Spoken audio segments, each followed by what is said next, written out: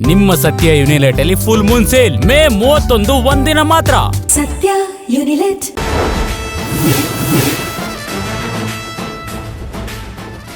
ನಮಸ್ಕಾರ, ಜಿ ಕನ್ನಡ ನ್ಯೂಸ್ಗೆ ಸ್ವಾಗತ. ನಾನು ಜನಾರ್ದನ್ ಹೆಬ್ಬಾರ್. ಇವತ್ತಿನ ಜಿ ಮುಖಾಮುಖಿಯಲ್ಲಿ ಒಬ್ಬ ವಿಶೇಷ ಅತಿಥಿ ನಮ್ಮ ಜೊತೆಲಿದ್ದಾರೆ. ಇವತ್ತಿನ ಹೊಸ ನೂತನ ಮುಖ್ಯಮಂತ್ರಿಗಳಿಗೆ ಗುರುಗಳು ಇವರ ಆಪ್ತ ಶಿಷ್ಯ ಈಗ ರಾಜ್ಯಭಾರವನ್ನು ಮಾಡ್ತಾ ಇದ್ದಾರೆ. ಇದೇ ವಿಚಾರವಾಗಿ ಅವ್ರನ್ನ ಮಾತಾಡ್ತಾ ಹೋಗ್ತೀನಿ. ಬೆಳ್ಳೂರು ಶಂಕರ್ ನಾರಾಯಣ ದ್ವಾರಕನಾಥ್ ಇವರು ರಾಜಗುರು ಅಂತಲೇ ಪ್ರಸಿದ್ಧಿ ಆದಂಥವರು. ಇವರೆಲ್ಲ ಸಾಕಷ್ಟು ವಿಚಾರಗಳನ್ನು ಚರ್ಚೆ ಮಾಡ್ತಾ ಹೋಗೋಣ, ಬನ್ನಿ. ಮುಂದಿನಾಗಿ ಕಾರ್ಯಕ್ರಮಕ್ಕೆ ತಮಗೆ ಸ್ವಾಗತ. ನಮಸ್ಕಾರ. ನಿಮ್ಮ ಶಿಷ್ಯ ರಾಜ್ಯಭಾರವನ್ನು ಆರಂಭಿಸ್ತಾ ಇದ್ದಾರೆ, ಏನು ಹೇಳ್ತೀರಿ ಈ ಸಂದರ್ಭದಲ್ಲಿ? ಮೊದಲನೇ ಮಾತು ಅವ್ರ ಬಗ್ಗೆ. ರಾಜ್ಯಭಾರ ಆರಂಭಕ್ಕೆ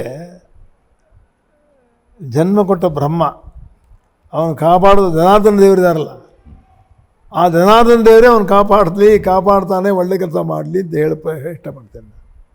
ಅವ್ರ ಬಗ್ಗೆ ಸಾಕಷ್ಟು ಮಾತಾಡ್ತಾ ಹೋಗೋಣ. ಆದರೆ ಅದಕ್ಕೂ ಮುಂಚಿತವಾಗಿ ನಿಮ್ಮ ಮತ್ತು ಡಿ ಕೆ ಶಿವಕುಮಾರ್ ಅವರ ಮೊದಲ ಭೇಟಿ ಯಾವಾಗ, ಏನು ವಿಚಾರ ಇತ್ತು ನಿಮ್ಗೆ ನೆನಪಿರುವಾಗ? 40 ವರ್ಷ ಆಗಿದೆ. ಹಾಂ, ನಮ್ಮ ಮನೆಗೆ ಅವನು ಬಂದಾಗ ತುಂಬ ಚಿಕ್ಕ ಹುಡುಗ ನಮ್ಮ ಮನೆಗೆ ಬಂದಾಗ. ಹಾಂ ಹಾಂ ಕಾರ್ಯಕಾರಣ ಯಾರನ್ನು ಕೇಳ್ದ, ಇವರು ಇಂದಿರಾ ಗಾಂಧಿಗೆ ದೇವರಾಜಲ್ಲಿ ಇವರೇ ತಂದವರು ಪ್ಲ್ಯಾಟ್ಫಾರ್ಮ್ಗೆ ಅಂತ ಹೇಳಿದ್ರು. ಸರಿ ಬಂದ, ಕೂತಿದ್ದ, ನಾನು ಸಿಕ್ಕಿರಲಿಲ್ಲ. ಒಂದು 10 ಬಾರಿ ಬಂದ, ಕಡೆ ಸಿಕ್ಕಬೇಕಾಯ್ತು.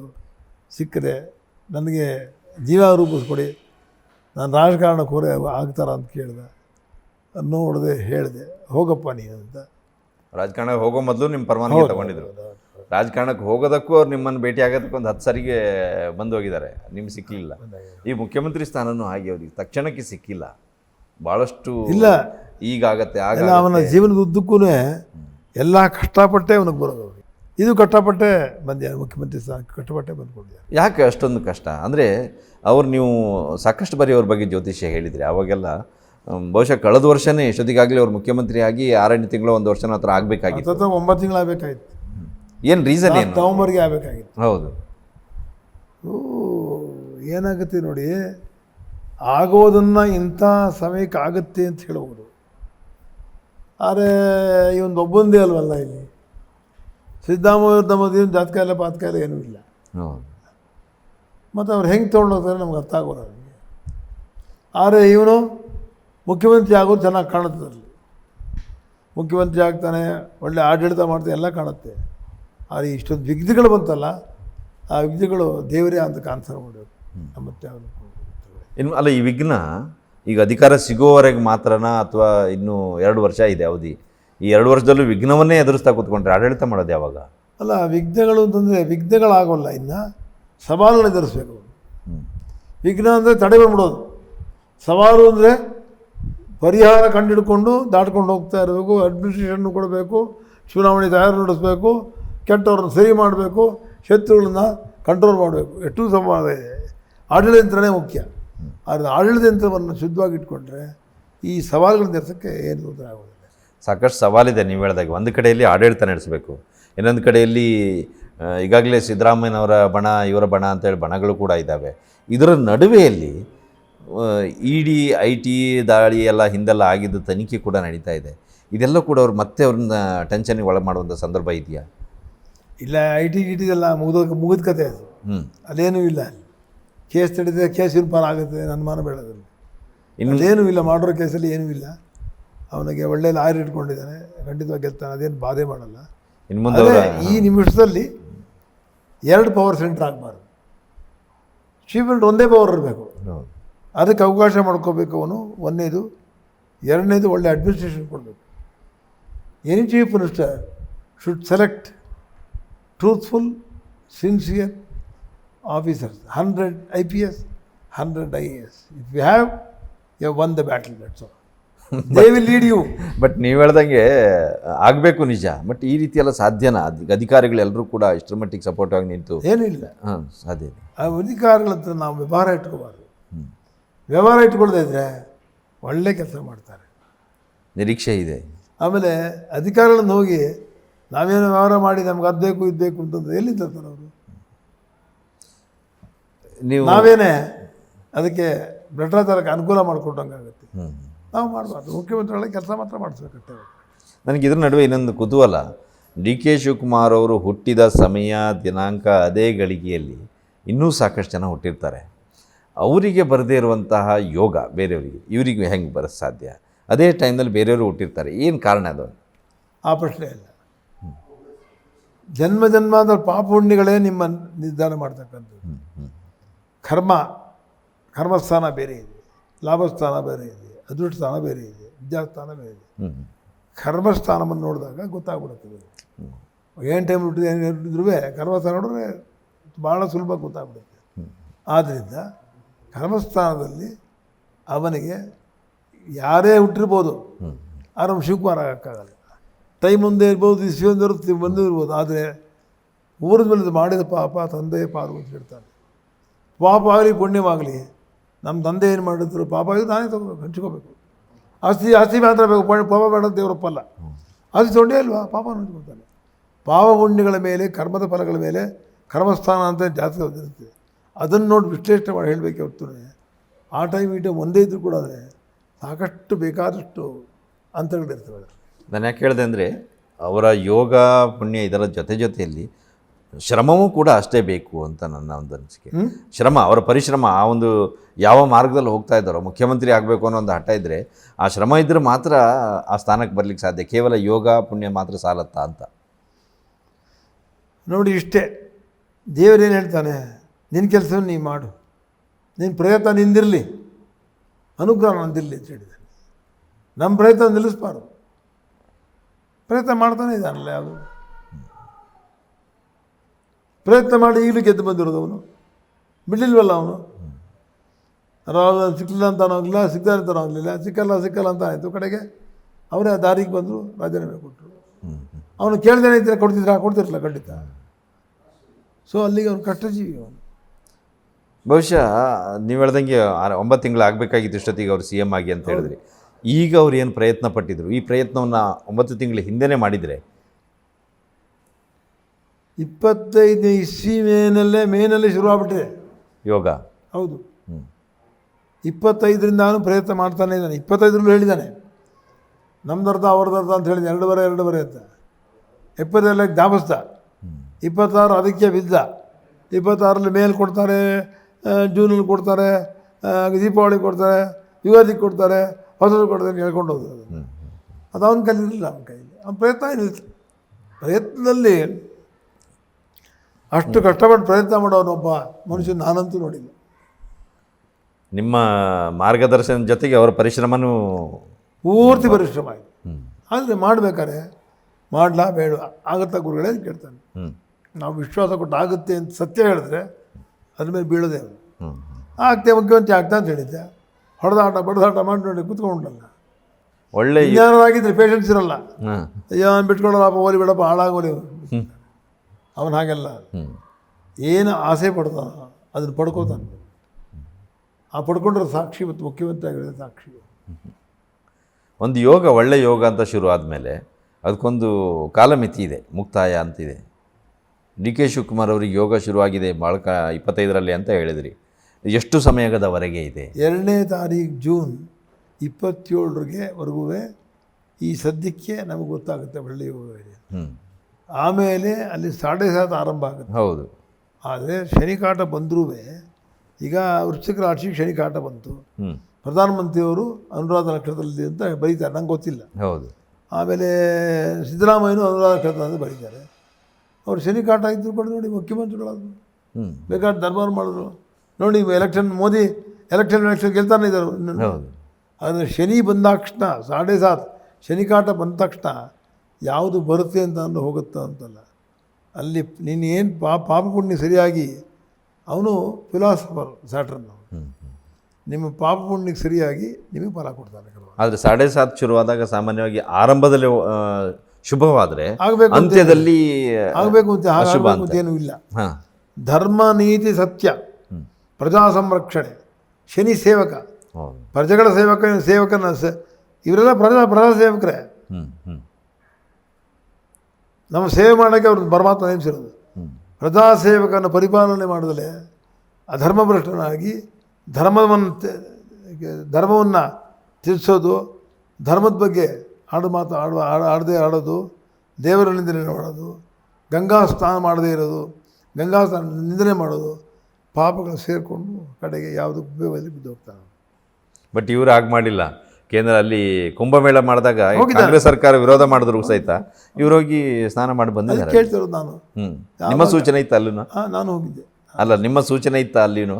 ನನ್ನ ಮಗ ಇದ್ದ ಶಿವಕುಮಾರ್ ಅಲ್ಲ, ಡಿ ಕೆ ಶಿವಕುಮಾರ್ ಅವರಿಗೆ ಕುಂಭಮೇಳ ಸ್ನಾನಕ್ಕೆ ಹೋಗಿ ಬನ್ನಿ ಅಂತ ಹೇಳಿ ಸೂಚನೆ ನಿಮ್ಮಿಂದ ಸಲಹೆ ಏನಾದರೂ ಇತ್ತ ಅಂತ? ಇಲ್ಲ, ನಾನೇ ಫಸ್ಟ್ ಹೇಳಿದ್ದು ಹೋಗ್ಬಾ ಅಂತ.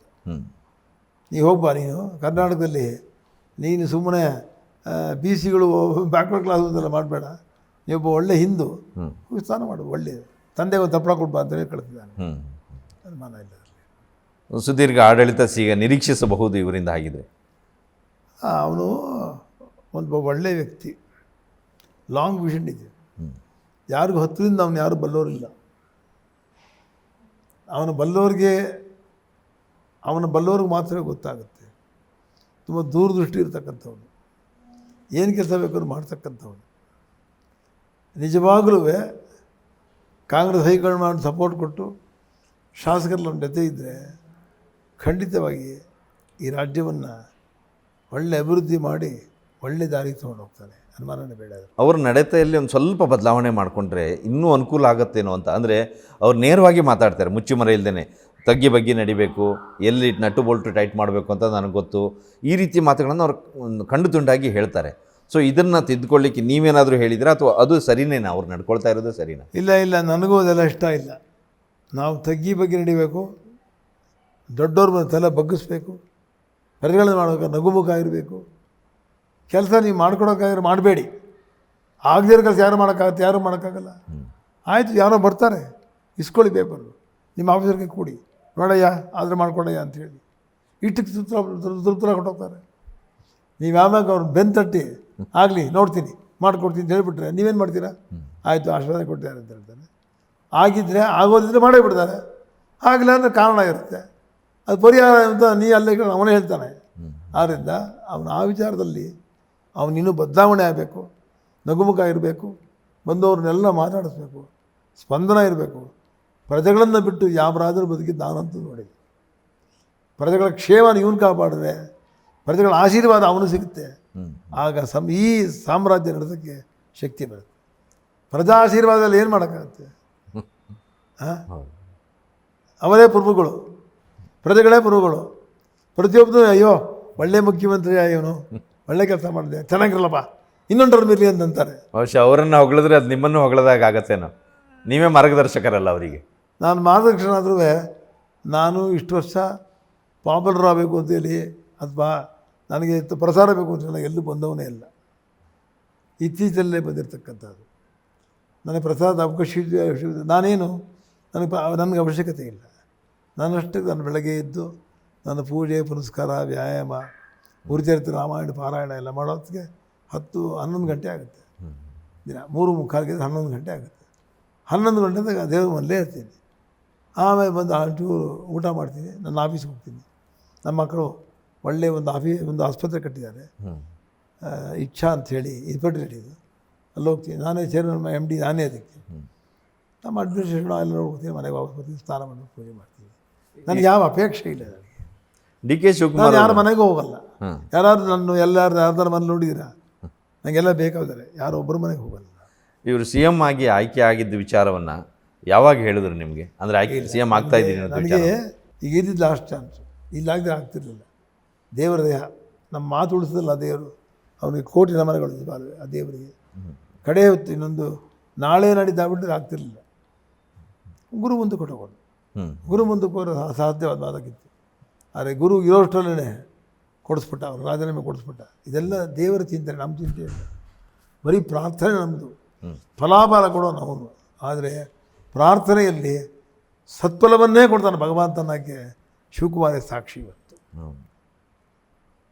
ನೀವು ಅವ್ರಿಗೆ ಏನು ಸಲಹೆ ಕೊಟ್ರಿ ಸರ್? ನಾನು ಇಷ್ಟೇ ಹೇಳ್ತಕ್ಕಂಥದ್ದು, ರಾಜ್ಯದ ಸಮಸ್ಯೆಗಳೇನಿದೆ ಒಂದು ಪಟ್ಟಿ ಮಾಡ್ಕೊ,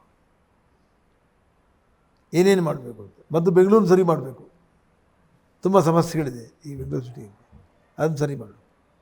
ಆಮೇಲೆ ಒಂದೊಂದು ಡಿಸ್ಟ್ರಿಕ್ಗೆ ಹೋಗ್ತಾ ಹೋಗು, ಆಫೀಸದ್ದು ವ್ಯಾನೇ ತೊಗೊಂಡು ಹೋಗೋಲ್ಲ, ಒಂದು ಅಲ್ಲಿ ಕೂತ್ಕೊ, ಜನಗಳು ಬರಲಿ ನೀನು ನೋಡೋಕ್ಕೆ, ಹತ್ತಿರ ನೀನು ನೋಡಲಿ, ಅಹವಾಲುಗಳು ಹೇಳಲಿ, ಅಲ್ಲೇ ಸ್ಪಾಟಲ್ಲಿ ಏನು ಬೇಕೋ ಬರೆದು ಕೊಟ್ಟು ಅಲ್ಲೇ ಮುಗಿಸ್ತಾರೆ. ಅವ್ರು ಯಾಕೆ ವಿಧಾನಸಭೆ ಕಲಿಬೇಕು ದುಡ್ಡು ಖರ್ಚು ಮಾಡಿಕೊಂಡು ಲಂಚ ಕೊಟ್ಕೊಂಡು? ನೀ ಇದು ಮಾಡ್ರೆ ಲಂಚ ಕೊಡೋಕೆ ಯಾರು ಬರ್ತಾರೆ? ಯಾರು ಬರೋದೇ ಇಲ್ವಲ್ಲ ಇಲ್ಲಿ. ಯಾವ ಮುಖ್ಯಮಂತ್ರಿನೂ ಮಾಡಲ್ಲ ಅದನ್ನು. ಹೌದು. ಬರೀ ಬಾಡಿಗೆ ಪ್ಲೇನ್ ತಗೋ ಹೆಲಿಕಾಪ್ಟರ್ ಓಡಾಡ್ತಾಯಿರು. ಯಾರು ಡಿಸ್ಟ್ರಿಕ್ಟ್ ಯಾರು ಕೂತ್ಕೊಂಡಿದ್ದಾರೆ? ಯಾರು ಇಲ್ಲ, ಯಾರು ಇಲ್ಲ. ಹಿಡಿದ್ರೆ ಕ್ಯಾಂಪ್ ಇರಬೇಕು, ಅಲ್ಲಿ ಆಫೀಸರ್ಸ್ಗೆಲ್ಲ ಹೇಳಬೇಕು, ಇವತ್ತು ನಾನು ಇಟ್ಟು ಹಿಡ್ದಂಗೆ ಇಲ್ಲಿರ್ತೀನಿ, ಎಲ್ಲರೂ ಬಿಡಿ. ನಿಮ್ಗೆ ಯಾವಾಗ ನೋಟ ಒಳನೋಟ ಗೊತ್ತಾಗುತ್ತೆ ಅಲ್ಲಿ ಏನು ನಡೀತಿದೆ ಅಂತ, ಆ ಪರಿಹಾರ ನೀವೇ ಮಾಡ್ತೀರ. ಯಾವ ಮುಖ್ಯಮಂತ್ರಿಗಳು ಮಾಡಿದ್ದಾರೆ? ನಾನು ಹಿಂದೆ ಇದ್ದಾಗ ದೇವರಾಜ ಮಾಡಿಸೋವೆ. ದೇವರಾಜ ನಡೆದು ಗೆಲ್ಲಕ್ಕೆ ಅದೇ ಕಾರಣ.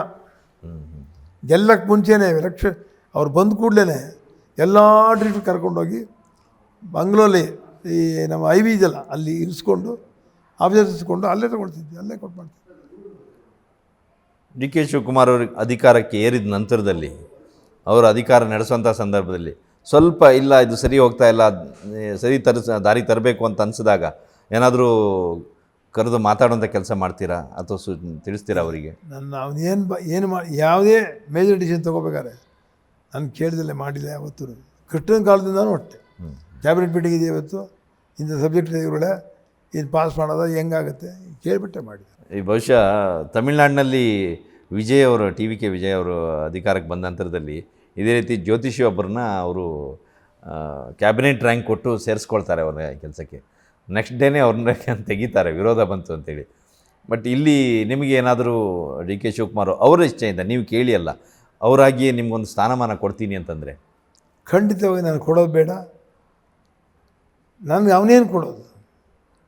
ಅವನು ಈ ರಾಜ್ಯವನ್ನು ಸಮೃದ್ಧಿಯಾಗಿಟ್ಟು ಕಾಲಕ್ಕೆ ಬೆಳೆ ಬಂದು ಒಳ್ಳೆಯ ಊಟ ಬೆಳೆ ಎಲ್ಲ ಸಿಕ್ಕಿ ಗೊಂದಲ ಇದ್ದಲೆ ಕಾಂಗ್ರೆಸ್ ಸರ್ಕಾರ ಭ್ರಷ್ಟ ಸರ್ಕಾರ ಅಂತ ಯಾರು ಅಂದಲೇ ಕಾಪಾಡಿಕೊಂಡು ಜನಹಿತವಾದ ಕೆಲಸವನ್ನು ಮಾಡಿ ಅವನು ನಡ್ಕೊಂಡ್ರೆ ಅದೇ ದೊಡ್ಡ ಬಹುಮಾನ, ಅದೇ ದೊಡ್ಡ ಹುದ್ದೆ ನನಗೆ.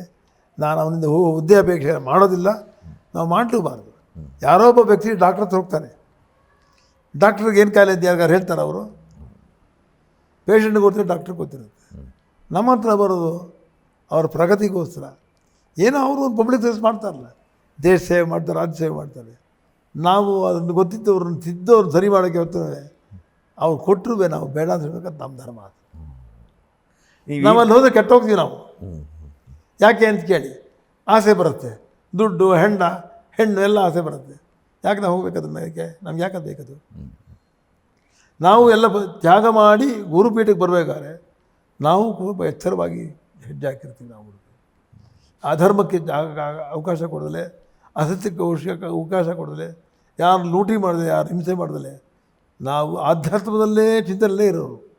ನಮ್ಗೆ ಯಾಕೆ ಅವೆಲ್ಲ ಬೇಕು ನಮಗೆ? ಆಮೇಲೆ ನಾವು ಹೋಗಿ ಕೂತ್ಕೊಂಡು ಆಮೇಲೆ ನಾನು ಸಾರ್ ಅನ್ಬೇಕು ಅವ್ರನ್ನ. ಈಗ ಅದು ಗುರುಗಳೇ ಅಂತಾನೆ, ನಾನು ಸಾರ್ ನನ್ನ ಮರ್ಯಾದೆ ಯಾವತ್ತು ಹೊರಟೋಯ್ತಲ್ಲ. ಮತ್ತು ನಾನು ಅದು ಕಳ್ಕೊಳ್ಳೋಕೆ ನಂಗೆ ಇಷ್ಟ ಇಲ್ಲ. ಎರಡನೇದೇನಪ್ಪ ಅಂತಂದರೆ, ನಾನು ಹೋಗಿ ಅವನು ಕೊಟ್ಟು ನಾನು ಕೂತ್ಕೊಂಡ್ರೆ ಅವನಿಗೆ ತೊಂದರೆ ಆಗುತ್ತೆ. ನಾವು ಅವ್ರನ್ನೇನು ಕೇಳಬಾರ್ದು, ಏನು ಅಂದರೆ ಏನೂ ಕೇಳಬಾರ್ದು. ನೋಡಿ, ನಿಮಗೊಂದು ಉದಾಹರಣೆ ಹೇಳ್ತೀನಿ. 30 ವರ್ಷದ ನನ್ನದೇ ಒಂದು ಸರ್ವಿಸ್ ಮ್ಯಾಟರ್ ಕೋರ್ಟಲ್ಲಿ ಕೇಸಿಗೆ 30 ವರ್ಷ ನಡೀತಾ ಇದೆ. ಯಾರನ್ನೂ ಹೋಗಿ ಕೇಳಿಲ್ಲ ನಾನು ಮಾಡಿಕೊಡಿ ಅಂತ. ಕೋರ್ಟಲ್ಲಿ ಬರಲಿ, ಗೆಲ್ತೀನಿ ಕೇಸ್. ದೇವರಿದ್ದಾರೆ ನಮ್ಮನ್ನು ಕಾಪಾಡೋದು. ಅನಾಥೋ ದೈವರಕ್ಷಕ. ಗುಳ್ಳನ್ನು ಯಾರು ಕಾಪಾಡ್ತಾರೆ? ನಾವು ಬೇಕಾದ್ರೆ ಮಾರ್ಗ ತೋರಿಸಿ ಕಾಪಾಡ್ತೀವಿ. ಅಲ್ಲ, ಅನಾಥೋ ದೈವರಕ್ಷಕ ಅಂದ್ರೆ ನೀವು ಅನಾಥರಲ್ಲ, ಇಂಥ ಶಿಷ್ಯರೇ ಇದ್ದಾರೆ ನಿಮಗೆ. ನೋಡಿ, ಎಲ್ಲರಿಗೂ ನಾನು ಯಾರನ್ನು ಏನು ಕೇಳಲ್ವೇ? ಯಾಕೆ ನಮ್ಮ ಇನ್ನು ತೊಂದರೆ? ನಾಳೆ ಯಾರು ಗುರುಗಳೇ ಅವ್ರದ್ದು ಆಫೀಸ್ ಕೆಲಸ ಮಾಡಿಕೊಟ್ಟೆ, ಅವ್ರು ದುಡ್ಡು ಬಂತು, ಇಲ್ದೆಲ್ಲ ಮಾಡಿಬಿಟ್ಟಿದೆ. ಯಾಕೆ ಆ ಒಂದು ನಮ್ಮಿಂದ ಇನ್ನೊಂದು ಹುಡುಗನ ಯಾಕೆ ಅನ್ಬೇಕು? ನಾವು ಯಾಕೆ ಇನ್ನೊಬ್ಬರ ಬಾಯಿಗೆ ಅವ್ನು ಬೀಳಿಸ್ಬೇಕು? ಅದಕ್ಕೆ ನಾ ಯಾರು ಏನು ಕೇಳಕ್ಕೆ ಹೋಗಲ್ಲ. ಅನಾಥೋ ದೇವರಕ್ಷಕ. ನಮ್ಮ ತಂದೆ ತಾಯಿ ಪುಣ್ಯ ಇದೆ, ದೇವ್ರ ಪ್ರಾರ್ಥನೆ ಮಾಡ್ತೀನಿ, ಅವನು ನಡೆಸ್ತಾನೆ. ಅದರಿಂದ ನಾನು ವಿಜಯಷ್ಟಾದರು ಅವರು ನಿಜವಾಗಲೂ ಅವರು ಬೇಡಿದ್ದು ತಪ್ಪು, ತೊಗೊಂಡಿದ್ದು ತಪ್ಪು. ಯಾಕೆ ಅಂತಂದರೆ ಇಡೀ ದೇಶ ನೋಡ್ತಾ ಇದೆ. ನಾವು ದೈವಿಕ ಸಂಪರ್ಕದಲ್ಲಿರ್ತಕ್ಕಂಥವ್ರು. ಅವ್ರಿಗೆ ತೊಂದರೆ ನಾವು ಯಾರೇ ಇದ್ದರೂ ನಾಳೆ ನಾನು ಅಷ್ಟಾದರಾಗಿ ಹೇಳಿ ಅವ್ನ ಪಕ್ಕ ಇದ್ದನ್ನು ಕೊಟ್ಟು ಕೂಡ ಅದು ತೊಂದರೆನೇ ಅವರಿಗೆ. ಬೇರೆಯವರು ಅಂತಾರೆ ಮೂಢನಂಬಿಕೆ ಕೊಟ್ಟರು, ಅದು ಕೊಟ್ಟರು, ಇದು ಕೊಟ್ಟರು. ಮೂಢನಂಬಿಕೆ ಅಲ್ಲ. ನಾವು ಏನು ಹೇಳ್ತೀವಿ, ನೀವು ಬಂದರೆ ನಿಮಗೆ ಕರೇಜ್ ಕೊಡ್ತೀವಿ, ನಿಮಗೆ ಧೈರ್ಯ ತುಂಬ್ತೀವಿ. ನೀವು ಕೆಲಸ ಮಾಡೋ ರೀತಿ ನಿಮ್ಮಲ್ಲಿ ಪಾಸಿಟಿವ್ ವೈಬ್ಸ್ ಹುಟ್ಟು ಹಾಕ್ತೀವಿ ನಿಮ್ಮನ್ನು. ಧೈರ್ಯ ಕೊಡ್ತೀವಿ, ಇಂಥ ಮಾರ್ಗ ತೋರಿಸ್ತೀವಿ ನಿಮಗೆ. ನಿಮ್ಮನ್ನು ಗುರಿ ಮುಟ್ಟೋದೇ ಗುರುಗಳ ಕೆಲಸ. ಗುರುಗಳೇ ಇಲ್ಲದೆ ಗುರಿ ಯಾರು ಹೆಂಗೆ ಮುಟ್ತೀರಾ ನೀವು? ಡಿ ಕೆ ಶಿವಕುಮಾರ್ ಅವರು ಈ ಕಡೆಯಲ್ಲಿ ಅಧಿಕಾರಕ್ಕೆ ಬರಬೇಕು ಅಂತೇಳಿ ಪ್ರಯತ್ನ ಮಾಡಿ ದೇವ್ರ ಪೂಜೆ ಇದನ್ನೆಲ್ಲ ನಂಬಿಕೆಯನ್ನು ಮಾಡ್ತಾಯಿದ್ರೆ, ಕೆಲವರು ಬೇರೆ ಕಡೆ ಹೋಗಿ ಕೇರಳನೋ ಇನ್ನೊಂದು ಕಡೆಯಲ್ಲಿ ಹೋಗಿ ಮಾಟ ಮಂತ್ರವೆಲ್ಲ ಮಾಡ್ತಾಯಿದ್ರು. ಇದೆಲ್ಲ ಸಾಧ್ಯವಾ ಇದು ಅಧಿಕಾರ? ಮಾಯಾನೂ ಇಲ್ಲ, ಮಾಟೂ ಇಲ್ಲ.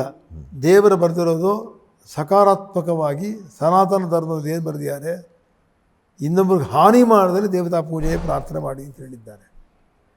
ಎಲ್ಲೂ ಮಾಯಾ ಮಾಟ ಮಂತ್ರ ಪ್ರಯೋಗ ಮಾಡಿದ್ರೆ ಶತ್ರು ಸಂಹಾರ, ಅವ್ರಿಗೆ ಹಾನಿ ಆಗುತ್ತೆ, ಅವ್ರಿಗೆ ಹಾನಿ ಆಗುತ್ತೆ. ಶತ್ರು ಸಂಹಾರ ಪೂಜೆ ಇದೆಲ್ಲ ಅದೆಲ್ಲೂ ಹೇಳೇ ಇಲ್ಲ.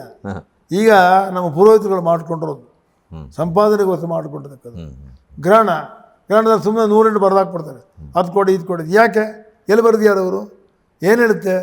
ಗ್ರಹಣದಲ್ಲಿ ಬಾಗಿಲು ಹಾಕ್ಕೊಂಡು ಮಲ್ಲ ಒಳಗಿರು, ಸ್ನಾನ ಮಾಡು, ಒಳ್ಳೆ ಗಾಯತ್ರಿ ಜಪ ಮಾಡು, ಬೇಡ ಶಿವಪಂಚಾಕ್ಷರಿ ಹೇಳು, ಬೇಡ ದುರ್ಗ ಜಪ ಹೇಳು. ಆಮೇಲೆ ನಿನ್ನ ಕೈಲಿತ್ತ ಯಾವ ಚಂದ್ರನೋ ಸೂರ್ಯನೋ, ಸೂರ್ಯಂಗಾದ್ರೆ ಗೋಧಿ ಕೊಡು, ಚಂದ್ರನಿಗಾದ್ರೆ ಅಕ್ಕಿ ದಾನ ಕೊಡು. ನಾವು ತಿನ್ನೋ ಅಂದ್ರೆ ಒಂದು ಅಕ್ಕಿ ಕೊಟ್ಟರೆ ಏನಾಗುತ್ತೆ? ದಾನ ಅಲ್ವಾ ಅದು? ಅಷ್ಟೇ ಬರ್ದಿರೋದು. ಯಾವ್ಯಾವುದೋ ಏನೇನೋ ಕೇಳ್ಕೊಂಡು ಪಾಪ ಅವನ ಸಾಲಾಗೆಲ್ಲ ಸೋಲ ಮಾಡಿ ಈ ಪುರೋಹಿತ ಹೊಟ್ಟೆ ತುಂಬಿಸೋಕ್ಕೆ ಅವ್ನು ಬದುಕೋದಕ್ಕೆ ಮತ್ತೆ ಆಮೇಲೆ ನೋಡಿ.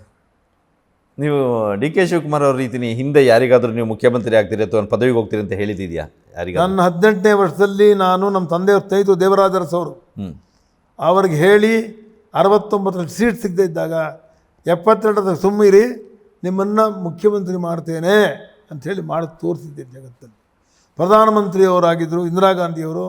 ಅವ್ರು ಎಲೆಕ್ಷನಲ್ಲಿ ಸೋತಾದ್ಮೇಲೆ, ಈ ಎಮರ್ಜೆನ್ಸಿ ಬಂದಾದಮೇಲೆ ಭಾಳ ದುಃಖದಲ್ಲಿದ್ದರು. ನಾನೇ ಕರ್ಕೊಂಬಂದು ಧರ್ಮಸ್ಥಳದಲ್ಲಿ ಕೂರಿಸ್ಕೊಂಡವ್ರ ಜೊತೆ ಅವ್ರಿಗೆ ಶಿವಪಂಚಾಕ್ಷರಿ ಮಂತ್ರ ಉಪದೇಶ ಕೊಟ್ಟು ಮತ್ತೆ 10 ವರ್ಷ ಆಳ್ತೀರ ಅಂಥೇಳಿ ಅವ್ರನ್ನ ಮಾಡಿದ್ದೀನಿ. ಆದರೆ ನಿಮಗೆ ಸಂಬಂಧ ಕೆಡಿಸ್ತಾರೆ, ಕೆಡಿಸ್ಕೋಬೇಡಿ, 3 ಬಿಡಬೇಡಿ ಅಂತ ಹೇಳಿದೆ.